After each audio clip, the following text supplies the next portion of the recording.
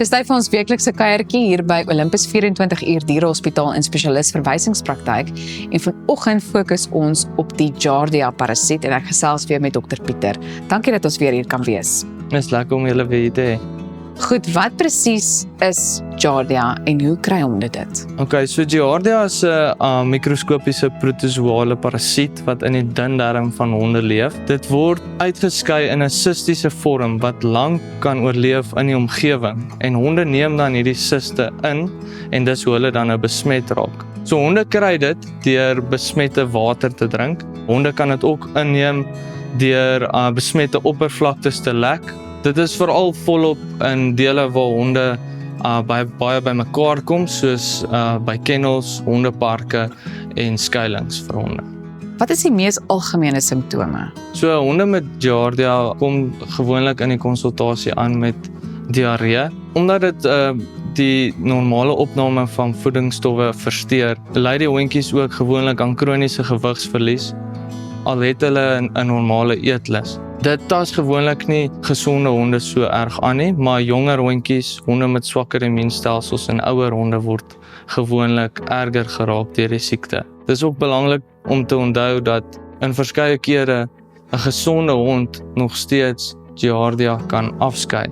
Met ander woorde, hy wys nie noodwendig simptome nie, maar hy kan nog steeds die parasiet versprei. Hoe algemeen word honde hiermee gediagnoseer? In dele van Pretoria waar die hoeveelheid honde in die omgewing so hoog is soos hier in ons omgewing, sien mense dit nogals redelik baie.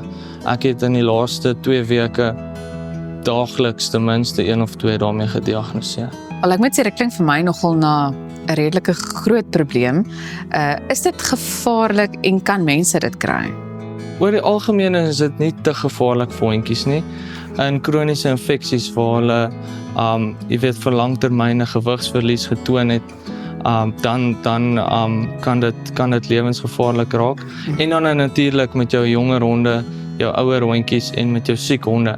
Dit is wat ons noem 'n zoonotiese parasiet, wat beteken dat dit van jou troeteldier oorgedra kan word aan die eienaar self. Maar ons sien dit regtig selde in praktyk omrede goeie higiëne en jy moet ook net voorkom dat 'n leeu in die gesig lek. Wat baie moeilik is vir die meeste mense. Ja.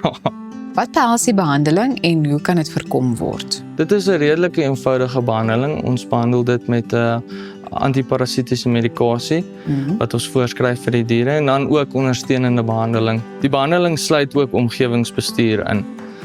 As jou troeteldier gediagnoseer word met Giardia, moet jy seker maak jy moet jou troeteldier gereeld pad.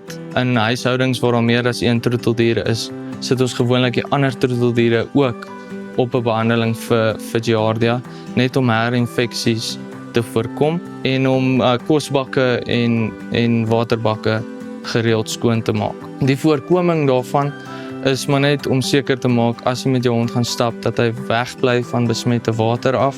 Dr. Pieter, baie dankie. Dit is 'n groot plesier. Nou, jy is baie welkom om 'n draai hier te kom maak indien jou troeteldier enige hulp benodig. Hulle is 24 uur van die dag beskikbaar. Ons kuier volgende week weer hier.